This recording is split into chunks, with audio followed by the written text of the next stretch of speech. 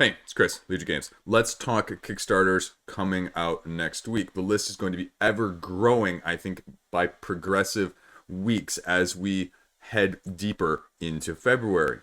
Thank you for checking me out. Thank you for subscribing. I really appreciate it. Thank you for any patronage that you will be willing to give me. It's amazing how supportive you guys have been, especially as a new channel coming out of nowhere.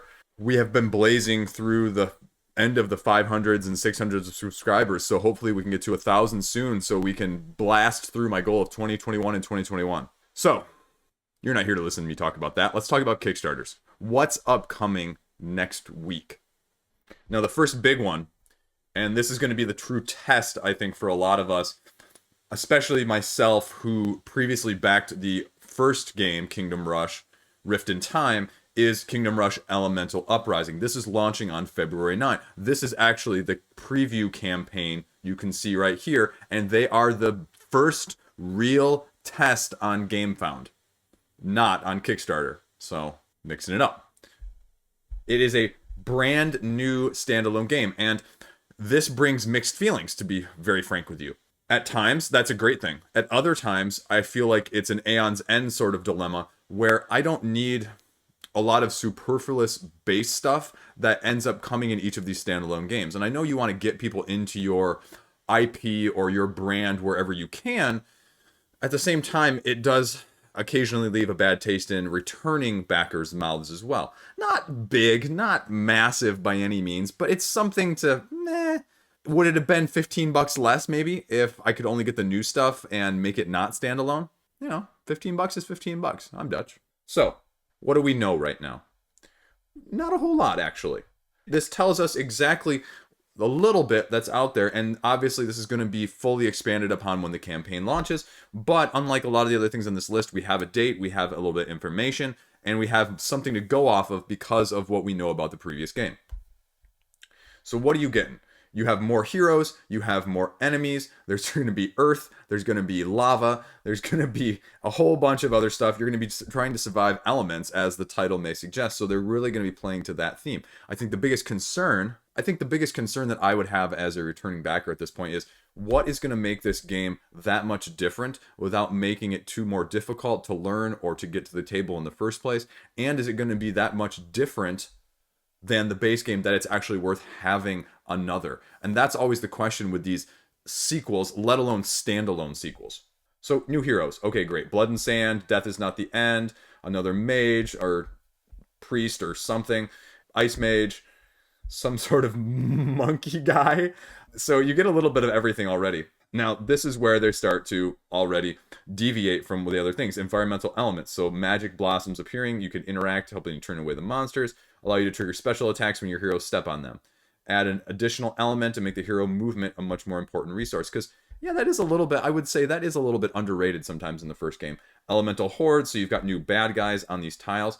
Can we just talk about for a minute how these tiles are actually relatively innovative? Because you don't really see this. This was a great way to capture the tower defense that had never really been done before, because I think that was always the big concern, especially when you have games that are porting to the tabletop, is how translatable are they going to be, and will it actually work, as well as capture the original essence that made people like it in the first place.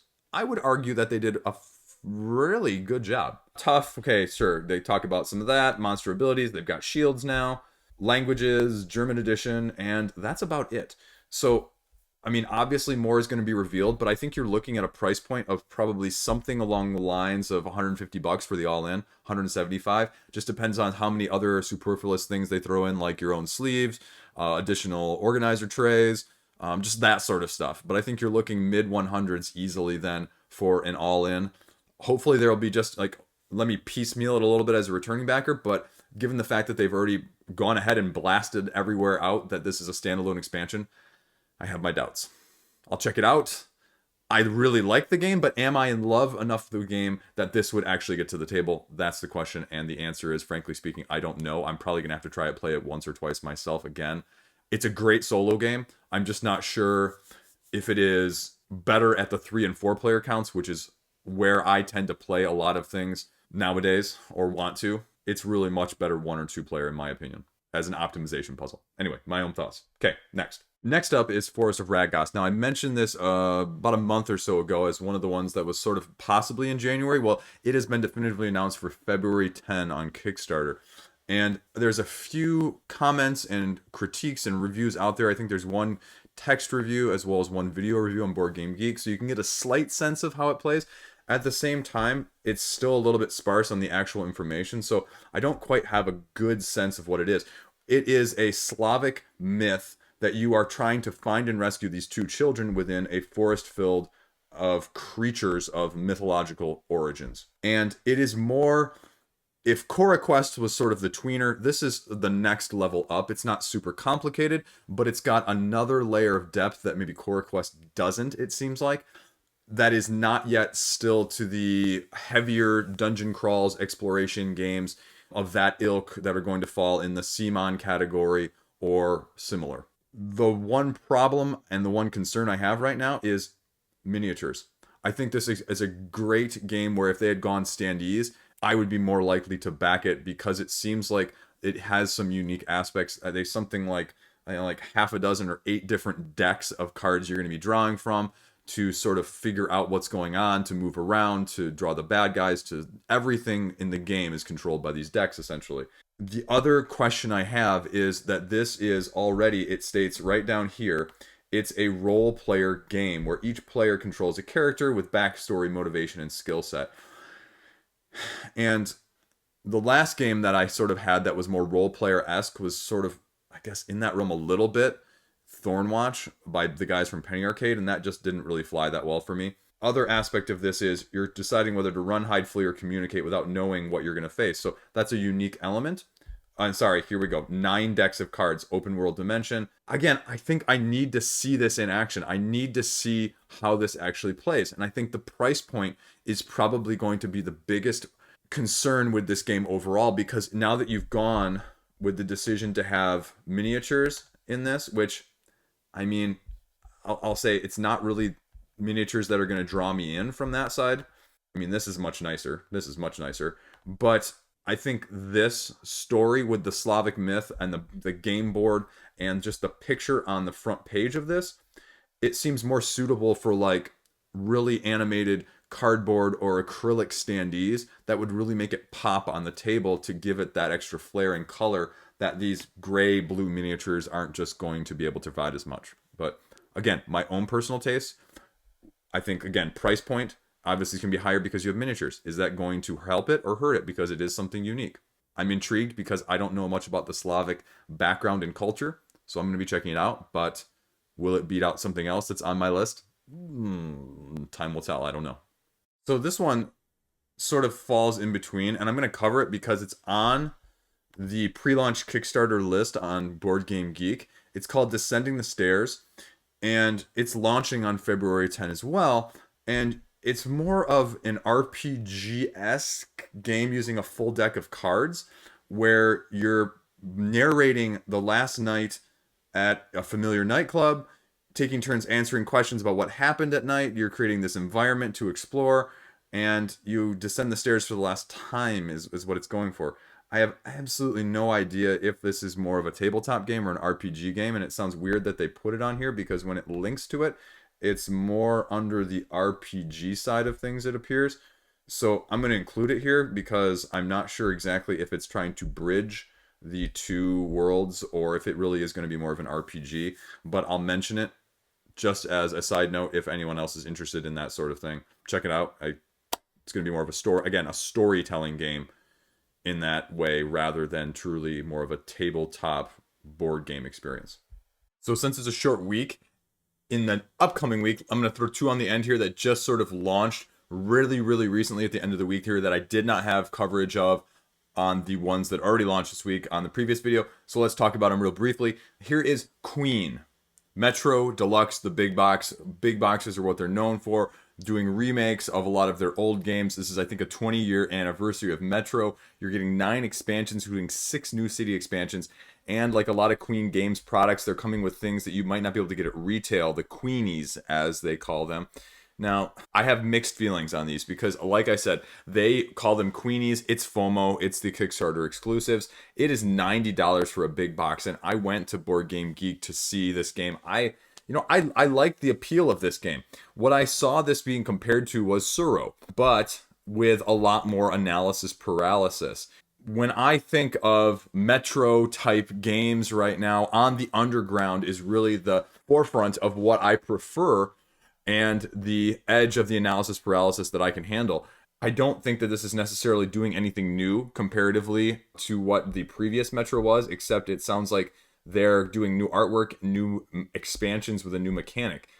And having a 6.5 rating on the Board Game Geek isn't, it's not horrible, but it's also not great. Great enough to make me want to spend $90 on a game I'm not sure about. So yeah, you're going to get acrylics. This is kind of what they did with Copenhagen instead of cardboard. You're going to get some of these expansions. Again, how many of these expansions do you need? How many of these are you going to throw in? So also offered an early bird in terms of total quantity. A lot. Queen games are usually between 100,000 and 200,000 at the top end recently. So having 600 of them here, yeah, it's not going to sell out right away, but it might by, 2 or 3 days from now. Special offers, these other big boxes. Again, I haven't really played a whole lot of their other big box games, so I don't really feel strongly about bundling them to spend, $280 on both of them. That's insane. You want to talk about insanity for Primal, that's insanity for Queen, if you ask me. I don't know. Queen has said in the past they're going to be just selling stuff through their web store and it's not going to be cheaper at retail. So if you really, really want this, it's probably going to be cheaper to get it now. But the $25 in shipping plus the $90 base pledge for over $100 for a big box game I haven't played is not going to get me a thumbs up for my personal collection at this point. I like some of the other games they've put out. They definitely have been hit or miss though. Copenhagen, Runestones, surprisingly good. Not nearly as much in terms of my pleasure. The other one that sort of flew under the radar, I had this on my launch list, and for some reason it doesn't show up when I'm searching, so I found the link a different way. And this is Welcome to Sysifus Corp.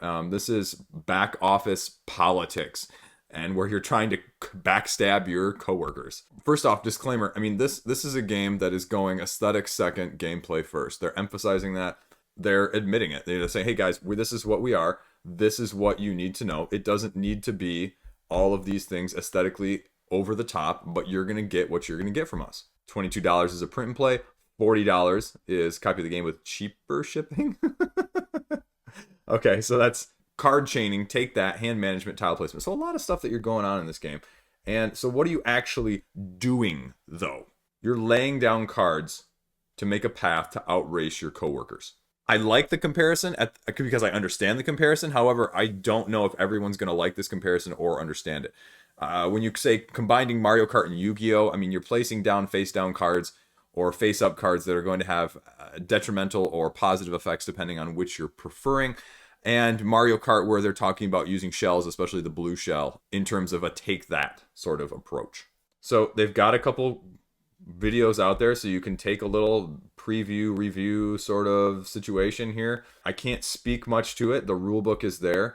It seems relatively straightforward. I don't really know if it's something that's worth backing or not at this point. It really has sort of flown under the radar. I only heard about it by chance on one of the Board Game Geek lists, but it's already almost 2/3 of its goal, which honestly speaking for a game I've hardly ever heard of is probably a good sign. But they actually have it on Tabletop Simulator, so I would say check it out if this is of interest to you. I don't think this is going to be of interest to me, but I think they've done something unique with the office politics, and if these cards actually blow up and you can see them a little bit better, spreading a rumor, how are you actually playing? It's something that's I'm probably not willing to take a bet on, but this, at the same time, is why we do Kickstarter in general. This is the type of project that is Kickstarted that would not otherwise be funded, so I give them a lot of credit for doing that. It's not for me, but maybe it is for you. Okay, so that is the upcoming week with a little bit of side tangent there at the end. It's going to be a relatively quiet week, I think, next week, which is sort of the calm before the storm that is Bloodstone. If you did not hear me say elsewhere, it looks like there's a little bit of flex going on social media. it looks like Quackalope and Board Game Co. have copies of Bloodstone, and they're going to be having videos up at the time of the Kickstarter, it appears. So I'm imagining you can check out their channel, and you'll see it maybe even slightly before then. I don't know the whole embargo scene. I've never been on that side of things. I can't speak to some of this Kickstarter embargo stuff. So I imagine it'll be up when it's up. Descriptive statement there. Totally useful. Ignore it. So, as always, thank you. Patreonage, we are up to 11. Again, amazing. Amazing. This time next week, let's see where we're at for subscriber count. To the moon.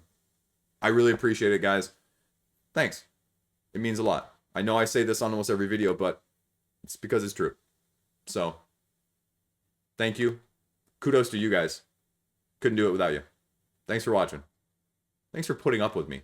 Watch out. There's going to be a rant video coming up. Try and stay classy for me.